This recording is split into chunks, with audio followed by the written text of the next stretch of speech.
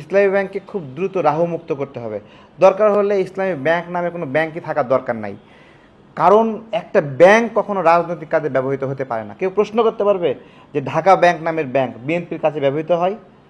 কেউ ট্যাগ লাগাতে পারবে যে বিএনপির লোকেরা এখন চাকরি করে?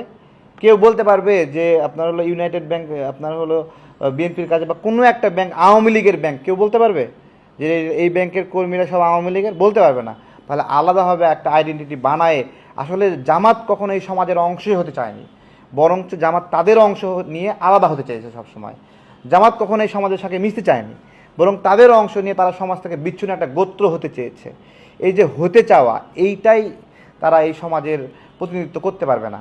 আজকে ইসলামী ব্যাংক সমস্ত গ্রাহক টাকা উঠাতে যাক, দেখবেন যে কমপক্ষে 1,00,000 কোটি টাকা ঘাটতি পড়ে গেছে। অর্থাৎ 1,00,000 কোটি টাকা এদিক ওদিক নাই হয়ে গেছে গ্রাহকদের টাকা।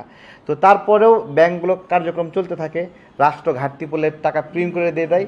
এটা একটা সিস্টেম। তো জামাত এরকম একটা সিস্টেম বানায় নিছে ইসলামী ব্যাংকে, যেখানে তাদের লোকেরা চাকরি করবে, অন্য লোকদেরকে চাকরি থেকে বের করে দেবে এবং দলকে মাসে মাসে অর্থায়ন করবে।